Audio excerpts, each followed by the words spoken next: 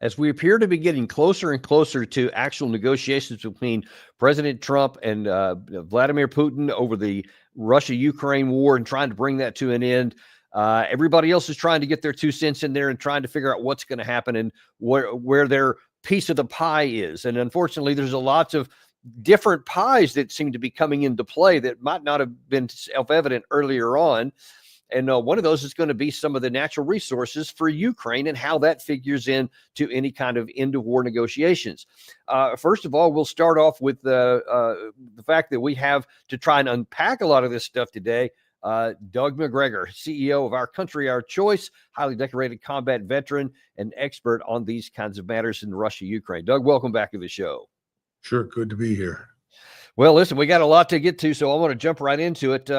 Yesterday, Trump was being asked about how the negotiations were going and when is he going to talk to Putin and, and how all that's going. And he kind of had dropped for some, a bit of a bombshell that he's looking for payouts for the United States, not just to hand out to the Ukraine side. One of the problems we have with the Russia-Ukraine situation is that we want to see some equalization because we're in for close to $300 billion, and they're in for $200 billion less. Why are they in for less? Because Biden never asked them for money. He never said, you got to pay. He never did. All he did is hand out money. So we're talking with them right now, and we're actually working some deals right now. So we have some guarantees and some other things to keep that whole situation really going. Going. We're telling Ukraine they have very valuable rare earth. We want what we put up to go in terms of a guarantee. We want a guarantee. We're handing them money hand over fist. We're giving them equipment. European is not keeping up with us. They should equalize. And look, we have an ocean in between. They don't. It's more important for them than it is for us. But they're way below us in terms of money. And they should be paying at least equal. They should really be paying much more than us, but let's say equal to us, and they're billions and billions of dollars below. So we're looking to do a deal with Ukraine where they're going to secure what we're giving them with their rare earth and other things. Now, that was really interesting because this is literally the first time that Trump has even mentioned anything about basically getting paid from Ukraine, but it's not the first time the issue was raised. Here is a confidant of Trump's from back in November. Ukraine is still standing. This war is about money. People don't talk much about it. So it's in our interest to make sure that Russia doesn't take over the place. We can make money and have an economic relationship with Ukraine that'd be very beneficial to us with peace. So Donald Trump's going to do a deal to get our money back, to enrich ourselves with rare earth minerals. Yeah, enrich ourselves. But Doug, as we were talking a little bit before we came on the air, they might want to slow down a little bit on this idea about getting rich, about Ukraine and rare earths. Well, Dan, setting aside for a moment the callous disregard for human life, which is evident in the comments made by the president and, as you say, his sidekick, Lindsey Graham. What we've got right now is a situation in which 1.2 to 1.5 million Ukrainian lives have been lost and destroyed. That doesn't seem to figure prominently in anybody's calculus. The notion that from the beginning this was about money excuse me, is interesting, but not really that plausible. If we go back and look at it, the business was always about harming Russia, which of course backfired badly. The only thing we've harmed is ourselves, and of course fatally harmed Ukraine. But we need to understand what President Trump, I think, is referring to: rare earths. Rare earths, of course, are these groups of minerals that are very rare, difficult to find. If you find them and you mine them, they then have to be refined. So you may mine tons and tons of rare earths and end up with perhaps 50 or 60 pounds of material you can actually use. This material goes into microcircuitry, microchips, a lot of our more sophisticated weapon systems. Most of that, in fact, virtually all of it right now, about $7.8 trillion worth of it, sits in the region of eastern Ukraine that is populated with Russians. The Russians already control it. So you can write off the rare earths that are there right now, unless you want to do business with President Putin. And that's an entirely different question. On the other hand, the remaining wealth of Ukraine is largely agricultural. That is in the West, and the Ukrainians still control that, except in reality, they don't, because Cargill, DuPont, and Monsanto have apparently bought up the rights for something in the neighborhood of 80 to 90% of the agricultural land in Western Ukraine. So I don't know what President Trump is expecting to get. I would remind everybody of his claim when he ran for office in 2016 that he would inevitably make the Mexican government, quote unquote, pay for the wall that he was going to build. Well, we never got the wall. And if anybody thinks the Mexican government is even remotely relevant, is crazy. Maybe he could have gone to the drug cartels, but there's no money going for that. I don't expect anything to be harvested right now from this war except more dead and more permanently injured human beings. You know, finally, let's keep something else in mind, which is depressing. He's continuing to behave as though Russia is this existential threat to us, our enemy. It isn't. Now, he knew that 4 or 5 years ago. I don't know what's changed, but it appears that he signed on for the CIA MI6 theme, which is that Russia is the enemy and has to be treated as such and viewed as such. We put all of this together, it's very hard for me to imagine a set of circumstances under which he could meet with President Putin that would be favorable to any sort of arrangement strategically between ourselves and Russia. Yeah, and I'm actually going to touch on a little bit about how some of the where some of the impetus for that thought from Trump may be coming from about the existential threat that Russia poses, because there's definitely some key people in the West that think that. But really, to underscore even what's possible for negotiated settlement, before I even get to that, we have to look at Volodymyr Zelensky, because he has been outspoken in wanting to have a negotiated end that's favorable to Kyiv. And now then he's saying here, and I'm specifically asking you this question because of you've written a number of books on how to create military forces and how long it takes, et cetera. He's going to say here that he wants to reform and reorganize his armed forces right now at the near 3-year mark going forward, and it's going to have a good outcome. Watch this. Щоб в цьому році були успішними в перемовинах, українські воїни мають бути стійкими на передовій та результативними у знищенні російських окупантів. Також головком доповів, що до модернізації нашої армії вже був затверджений відповідний план щодо переходу на нову організаційну структуру Збройних сил України та створення корпусів. Зберігаємо увагу до цього, до виконання. Корпусна система потрібна. Ми обговорили сьогодні підходи до призначення командирів корпусів. Це мають бути найбільш підготовлені, найбільш перспективні офіцери з бойовим досвідом і сучасним мисленням. Армія повинна бути сучасною. So I'm not sure if you could read all that, but basically he's saying that the Ukraine forces need to stabilize the front line and continue to fight to hold Russia back. Meanwhile, behind the lines, the Ukraine army is going to be reformed into a corps structure, which is similar to the U.S. World War II version that we had before there. And he's going to modernize it. It's going to be, well, really great. What do you say to that? Well, I think the man's smoking something. It has no chance whatsoever of success. Right now, President Trump is allowing $1 billion worth of equipment and munitions to go to Ukraine that were initially destined for Ukraine under Biden. The problem is, who's going to use the equipment? Where is the manpower? The Ukrainians are effectively running out of Ukrainian men to fight, and they're dragging people in that are underage or of a very advanced age, and in some cases women. And of course, they're simply being shoved into the slaughterhouse, which is effectively what Eastern Ukraine has become for the Ukrainian people. It's just nonsense. Forget it. It's not going to work.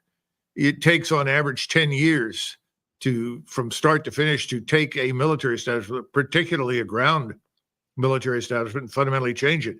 When you talk about navies, it's even longer because they're very, very dependent on the most recent technology that can frequently render them obsolete overnight.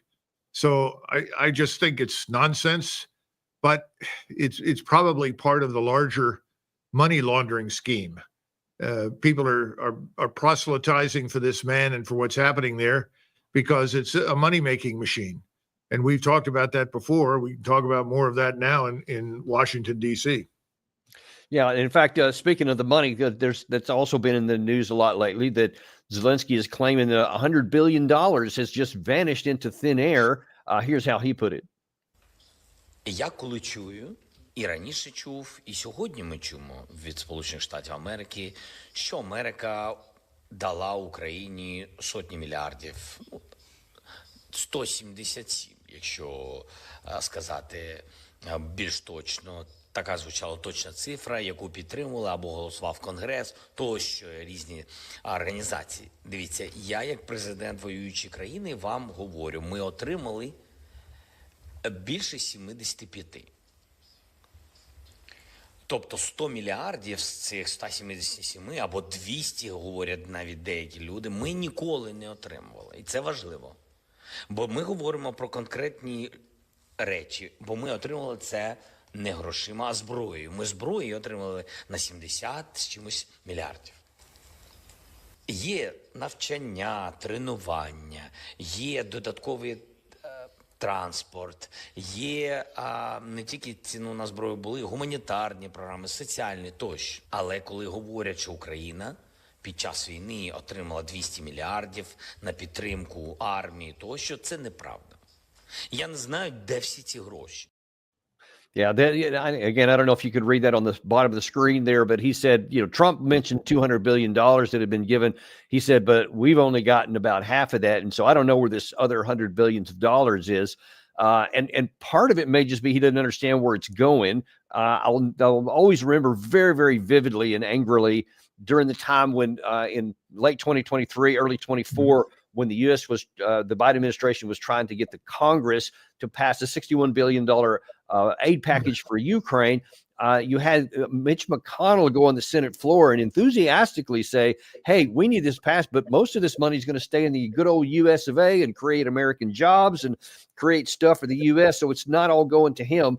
And then now here we have this where he claims he doesn't know where it's at. What do you make of that? Well, even the most expert liar has to mix lies with truth, and he's done so in that statement. I can't tell you whether or not it's 100 billion that has been siphoned off and returned to the United States through the money laundering machine to the pockets of defense consultants, defense contractors, people on the Hill, various other individuals in industry. I mean, who knows?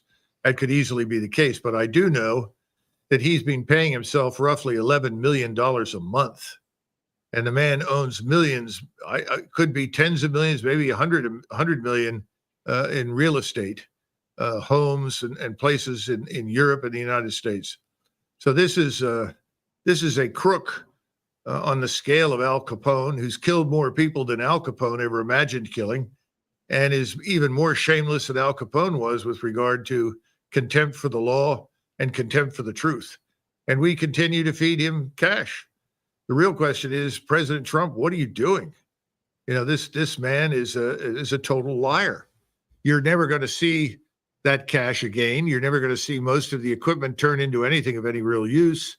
So why not stop it?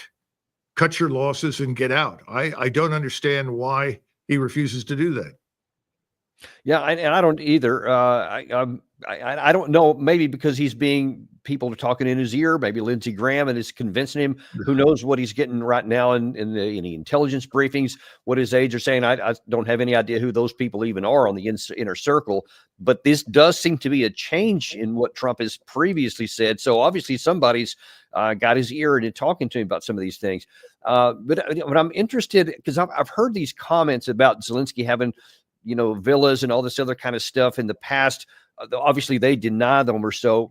Do you have any sources that can validate that? Because on the one hand, it seems probable that they are, but I've been unable to validate it.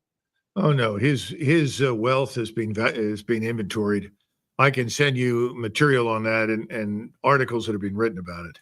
Now, if you choose not to believe it because CNN didn't say it, there's nothing I can do to help you. Because remember, an awful lot of truth never finds its way into the mainstream media. Have you heard anybody stand up lately on CNN or MSNBC or Fox and tell the truth about Ukraine? The real truth? No. They keep bringing on the same people who've been lying through their teeth for months. So I'm not sure you're going to find it there. I can send it to you. You know, this leads me to the other thing that you and I were discussing earlier. Benjamin Fulford, who is an interesting man and astute analyst, put together a list of the senators that have received enormous amounts of money from the Ukrainian state, ostensibly through Zelensky. Now, this list was compiled after Zelensky spoke on the equivalent of YouTube in Ukraine and Russia and enumerated who these senators were and the various amounts. Now, we're going to go back and try to dig it out and find multiple sources to confirm it. But I think when Americans finally see this list, they're going to be in a state of shock. You're going to see some people that you would have expected to see, but you're also going to see a lot of people you never expected to see. And we're not talking about modest amounts. We're talking anywhere from $18 million to $65 million being returned through the system to these people sitting in the United States Senate. It's incredible. So I think we really need to look into this. I think President Trump ought to look into it because he has to deal with these people. They're supposed to be responsive to him as the leader of the government, the head of state. What's he dealing with? It looks like large numbers of them have no loyalty whatsoever to the American national interest, but they're certainly loyal to their own wealth.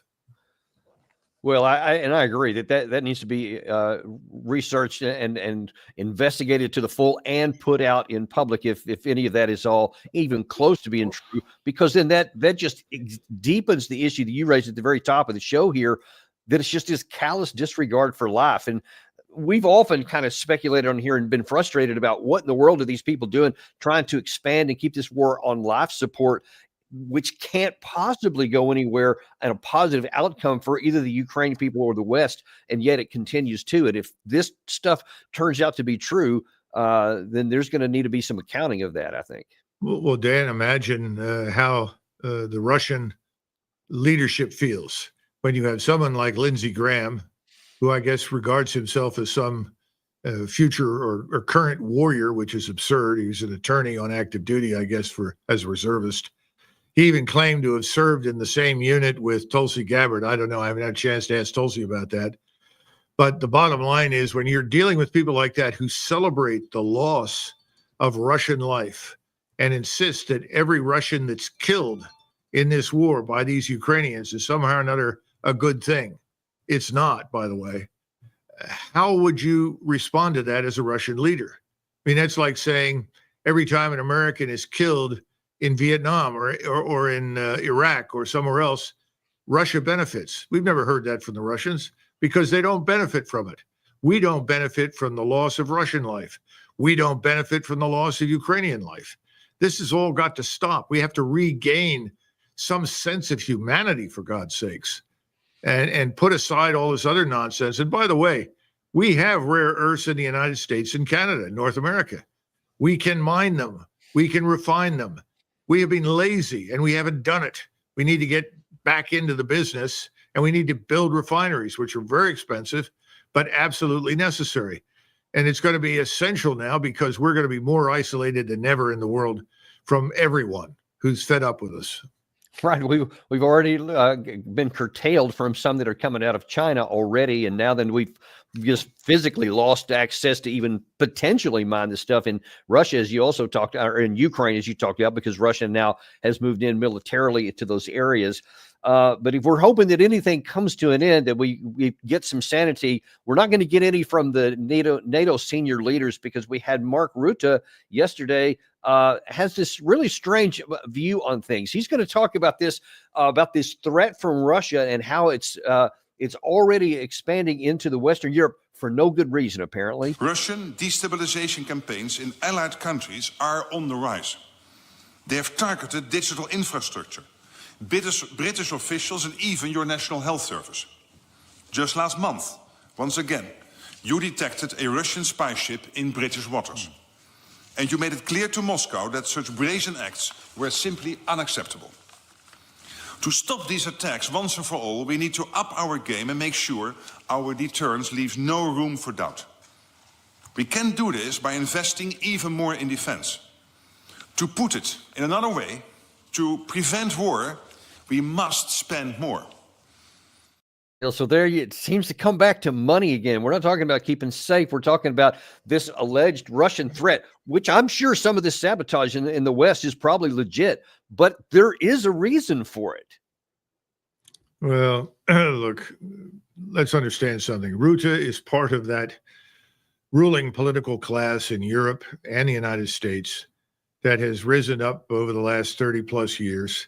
They are the successors to the original post-war elite in Europe and the United States.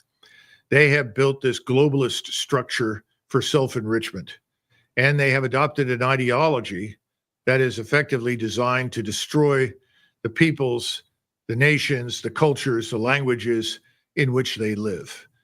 All of these individuals, Rutte is no exception, have a vested interest in sustaining the big lie that Russia is a threat.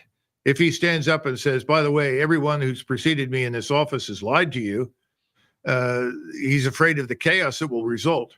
But we should reassess this and understand he's finished. He's out. Macron, Schultz, Starmer, all of these people are out. They've mismanaged finance. They've mismanaged immigration. They've mismanaged everything and committed terrible, terrible acts of self-sabotage against their people. They're all going to be flushed out. It's only a matter of time. It's not a matter of if, it's now a matter of when. And he's just a puppet. He's handed, just as Stoltenberg was handed a little script and said, read this at the press conference, and he reads it. And who writes the script? People in Washington. They write the script. And he says what they tell him to say. This is not going to last much longer. It is just deeply, deeply disturbing that President Trump hasn't broken this code. Well, now, in fact, I want to ask you about that, because if it was scripted by somebody in Washington, it would seem that it wasn't Trump that was scripting it, because what he's saying right now, even in the context of wanting the rare earth minerals, it's in the context of saying, I'm trying to find a negotiated settlement to end this war. He has in recent days said, this is a ridiculous war. We want to get it over with, etc. But then you also, in that same conference yesterday, Keir Starmer added this strange thing for 2025. We are all working to end this war. But let's be absolutely clear. Peace will come through strength. And we must do all that we can to support Ukraine's defense. And that means stabilizing the front line, providing the kit and training that they need. And that's why this year the UK will give more military support to Ukraine than ever before. So why are you going to give more support than ever before when you know that we're in the end game and Trump wants to have this wrapped up in 100 days? There's not going to be any more going on there. And yet he seems to be at a very, dissonance with what Trump is saying. Starmer is living in a fantasy world. That money from Britain will never be forthcoming. Britain is on the verge of economic or financial collapse. Britain, like the United States, is a country in which the financial system owns the economy. It's not the way it should be, which is an economy with a financial system. Everything is being financialized in the United States and Britain. They're up against it. They don't have the gold on hand to back what they're doing. There's a real sense of panic in the city of London right now and the banks there, because they don't have the gold to back anything. And when everything falls apart, you have nothing left, everyone turns to gold. The stupid statement made by Bernanke many years ago when he was asked by Ron Paul, why do banks still maintain gold on hand? He said, well, I guess it's a tradition. What a deceitful, lying statement. It's absurd. It's because gold is real. It's worth something. Britain doesn't have it. Now there's talks about us shipping assets into their pool of assets to back them up. If we do that, we're foolish, because they're going to go down anyway, and it will not redound to our advantage in the future. What I'm trying to say is this is all nuts. It makes no sense. It's all going to come crashing down in the months ahead. The future is not going to look like the past. We don't have the wherewithal. We don't have the wealth. We don't have the strength to do what these people are outlining. And by the way, there's no reason why we should, as we were talking earlier. Well, now, so let me ask you, where do you think this is going to go? Let's look at the other half of this equation. You have all of the Western leaders on one side, to include Zelensky, and then you have Vladimir Putin on the other side. So, as he is unequivocally in the military superiority, and by the way, it looks like that when you look at there was an analysis out recently done by a Western analyst that says that basically what he has seen is that Russia has been building up with their military industrial base and their growing manpower pool, additional formations like large scale formations that have not yet been brought into combat.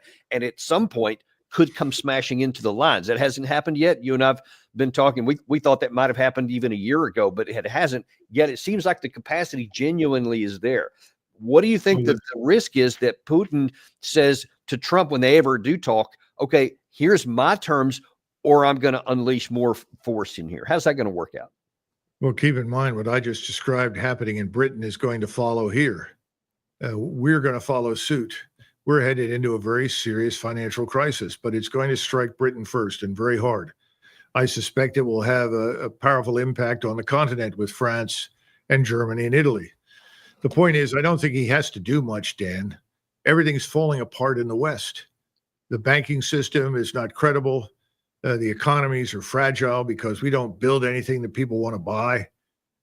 We've lost touch with reality. We are living in a fantasy world that is financed with a level of confidence that is undeserved. And ultimately, it's when confidence collapses that you get the bank runs and the panic sets in. Those things are coming, first in Britain.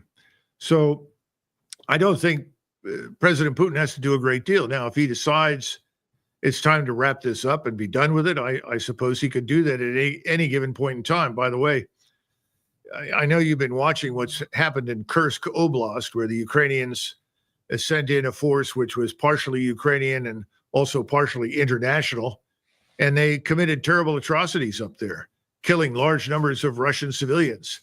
The Russians have shown it on television. Basements full of bodies, buildings full of bodies, just wantonly murdering people. That is going to stop. And the Russians have now committed Chechen forces to go in there. And I can tell you, they're going to go in and there will be no prisoners. They will root out these people and destroy them. So it's a matter of how far do we push the Russians and when do they finally pull the string and say enough's enough and lose patience. Thus far, thankfully for us, Putin has exercised enormous patience. He needs to, because things are moving tragically away from us and in his favor. Now, before we shift gears here, I'm going to ask you some stuff about our border here in just a second on the last amount of time we have.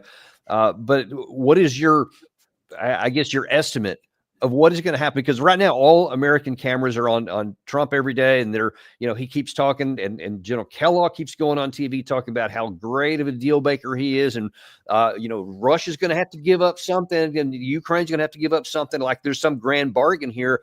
But if Trump what's going to happen? A better question: when Trump starts this, the cameras are on him, and Putin's not willing to any kind of grand bargain other than just here's my minimum lines. How's that going to work out? Well, first of all, I don't think there will be any meeting until President Trump has a reasonable expectation of success. And that means that he's going to have to accept reality. In other words, he can't dictate to the Russians. That's an impossibility. The biggest problem we have right now with the Trump administration is that they are living in the distant past. They think we are the center of the universe. They think that our economy, our marketplace is indispensable. It isn't. We have $1 trillion deficit, trade deficit. China has $1 trillion surplus. Think about it. We're going to tariff China. China is not going to suffer. China will move in new directions. It's got far, far more people to turn to for business in Asia, Africa, the Middle East, and Latin America than it ever had before. So I don't think a lot of the things that President Trump is talking about are really going to work. I hope that when he figures that out, that he'll take a different approach, but he may not. What he may choose to do, which other presidents have occasionally done, you just stop talking about it. You realize that there's no chance for success, so change the subject, go somewhere else. Well, in fact, one of those other subjects could be the U.S. border. We'll look at that next because there's been a lot in the news here recently where Trump was going to levy 25% tariffs on Mexico. They ended up saying no. Okay, fine. We'll do what you want with the border. We'll move 10,000 Mexican troops up to the border here. But then that puts on the northern part of the border, and the border czar Tom Homan talked about how we're going to move some troops. In fact, we already have moved a small number of U.S. Active troops. I think it's 1,500 so far to the border. And he was warning people that, hey, we're going to secure the border, but it's going to be bloody. Once we secure the border and make it more difficult for them to make money, it's going to become violent. You're going to see violence on the border, and it's unfortunate, but we know it's coming. Border Patrol is prepared. It's great to have the military on the southern border. They're prepared. It'd be a bad move on their part to harm any Border Patrol agent or soldier, because I think President Trump will reply with great force, and I think he has the capability of wiping these cartels off the face of the earth if they harm our soldiers or Border Patrol agents. So, word of advice, I wouldn't go there. So that's something that's not talked about very much in the United States and not on many people's radars. Can you talk to us about what Homan's talking about there and what is the risk of bloodshed, especially could there be a war against the Mexican cartels? We are already at war with the drug cartels in Mexico and Central America. Let's be frank, that's not news. We are already at war. They have been at war with us for decades. It has simply reached a fever pitch now. I like Tom Homan, and I wish him all the success in the world, but I am very, very skeptical of what I see happening because I haven't seen a decisive move to do the things that need to be done. We've talked about this before. First and foremost, you must take control of the border with the U.S. Army. Certainly augment it with Marine Corps ground forces, but you've got to do that. And a military commander must be in charge because we are at war. That's number one. Everyone in that operation should report to him, whoever he turns out to be, whoever is ultimately selected. And I'm talking about anywhere from 40, 50, 60,000 troops, depending upon the composition of the force. There has to be a systematic surveillance regime set up that looks hundreds of miles into Mexico, that is downlinked in real terms to forces on the ground. And you have to set up a barrier system. You know, all of these things have to be done systematically and thoroughly. It's what we need to do. I don't see that happening. I see incremental contributions here or there. Well, we'll put something here, we'll do this. And now threatening the cartels, the cartels are not interested. They don't care. They have almost an inexhaustible number of people that they can throw at us in all sorts of ways. They have a lot of money. They have access to some of the best military technology in the world. We'll probably end up having things like javelins shot at us before long. And we always knew that once you close that border seriously and stopped the massive flow of drugs into the United States, that you would end up having a war inside our country because the drug cartels have penetrated the entire country. They reach into all the big cities and now into rural areas. They're going to have to be rooted out. And this is going to overlap with the removal of illegal aliens, people that have no business being in the country. And I think as you saw recently in LA, and probably we'll see it soon in New York and other places, the usual suspects on the left are going to encourage these people to resist. And we can't be bothered with this. We cannot tolerate it. This is the breakdown of law and order that threatens the very existence of our civilization and society. We have to take decisive action. Now, I've said from the beginning, and I mean this sincerely, President Trump needs to do these things. But to do these things effectively, he needs to get the hell out of Eastern Europe immediately. Get those forces back to the United States. Bring back the forces from Korea. Bring back the forces from Okinawa. There's not going to be a war with China or Russia. He knows that. That's nonsense. Neither of them want a war with us. We don't want a war with them. He's making the right noises right now towards Iran. Perhaps he can head off that war. I'm not sure. It's a little late in the game now to stop the Israelis, particularly since he just announced another $1 billion of aid and equipment, virtually anything the Israelis want. And I'm sure that includes all of the munitions that they need to finish off Gaza and finish off the West Bank and potentially southern Lebanon and largely Syria. We'll have to see what happens, but you cannot do all of these things. You cannot conduct operations around the world militarily and then run the border as though it's an economy of force measure. That has to be the central focus. That's the front where we live or die as a nation. And I wonder if you could go into a little bit of detail there, Doug, because a lot of people look at the border and they say, okay, there's some illegal immigrants coming across. We can stop that. But, you know, an actual threat to our national security, just, a lot of people don't see it. So I wonder if you can define what that threat is that is warranted with that much military power. Well, we're already confronting the loss of 130, 120,000 American lives every year to this fentanyl madness. That doesn't include deaths from other drugs that come into the country. So that's one part. Secondly, the mass influx of illegals has cost us billions of dollars.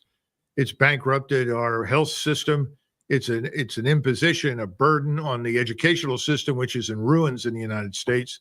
So you look at those things and back down from that and just look at criminality in general. People will say, oh, well, these aliens have only committed crimes on the same level as Americans. That's not true. And that material needs to get to the American public. But we've had an FBI, a Justice Department, that has skillfully concealed the truth from the American people for years. That's got to stop. And that's where Kash Patel comes in. We've got to tell the truth. Who's committing the criminal acts? Who are they? Where are they from? That needs to be public. And when that picture is drawn accurately, people will see we are at war. You know, this is the same thing that you've got over in Europe in many cases, where great cities, Paris, London, Berlin, have so-called no-go areas. You can't go into them. If you go into them, you risk being killed. And those areas are populated with non-Europeans, people that have come into those countries as migrants, and now, of course, don't want to leave and go home.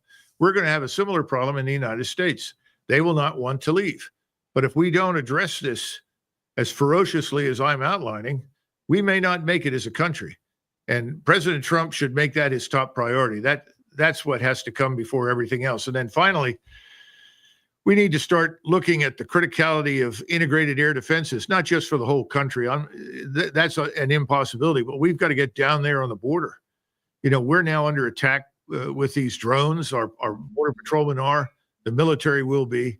As we ramp up and it becomes obvious what's going to happen, don't worry, the cartels will unleash everything they've got against us.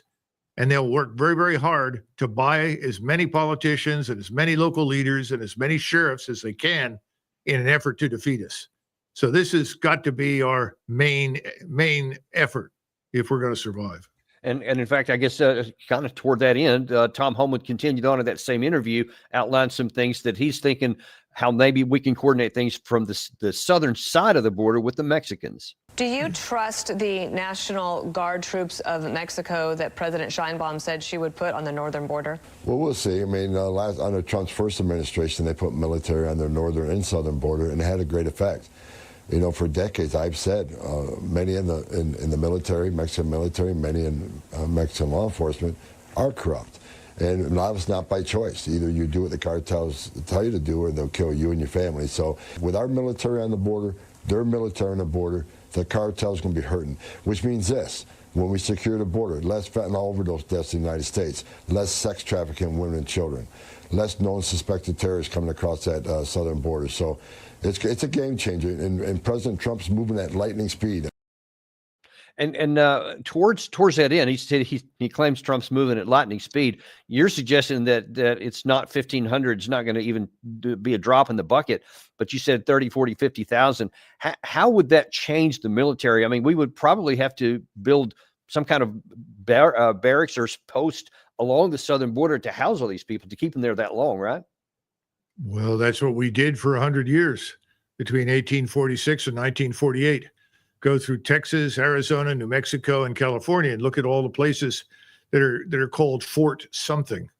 That's because those were army posts. That's where the cavalry regiments were quartered, and infantry regiments. After World War I, the main focus of the United States Army at the time was war in Mexico. And that was because we saw that the Mexicans eagerly adopted the Germans as allies during the war and allowed German influence to penetrate. We also saw subsequently that they sided with the communists, with the Soviet Union. We also saw that they provided training opportunities and support for Fidel Castro and Che Guevara. They're not our friends. Now, to answer the question that came up first, I'm surprised Tom Homan just didn't say no. We cannot trust the federal Mexican troops. Of course not. Absolutely not. We can't match the funds that they can receive from the cartels.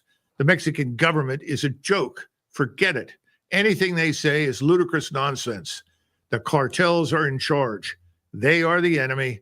They have the money. They run Mexico. We've got to get over this silly nonsense and understand what's real. Now, I'm not here condemning the Mexican population. The Mexican population wants to survive. It's adapting to survive. And the setups that the cartels offer to them are not all evil. You get free dental care if you're serving in a particular cartel in a particular area. All sorts of strange things like this. They're not going to come to your aid. They're not going to help us. We're not going to get any help out of Mexico whatsoever. That's why the border must be secured. It must be closed. I don't give a damn if everything coming out of Mexico is stopped permanently on the northern border, at least as long as until we decide to admit anything else. It's going to get bad, but we're already at war. If I were advising President Trump, I would urge him to think carefully about declaring war on the drug cartels in Mexico as a first step. Well, that apparently is something that he is considering, and Tom Homan, as I understand, is an advocate of that. But that will require, as you said earlier, a lot of changes because we can't keep all these troops we have all abroad in all these places, dumb things like Syria, Somalia, and every other place, and do this as well. We just don't have the resources to do that. So there's going to have to be some changes there too. But Dan, you and I served together in the past on the Czechoslovak and East German borders. We were in organizations, military establishments that knew how to secure borders, knew how to provide surveillance, knew how to provide rapid reaction forces. I don't know if all of that has been lost, but my point is beware of anyone in uniform who steps forward and says, this is bad. This will harm our readiness to fight. That's a lot of nonsense. If you wanted to look at something that harmed our readiness to fight, think back on the last 20 years of stupidity in the Middle East, the waste of human life, and the loss of over $14 trillion. That all needs to stop.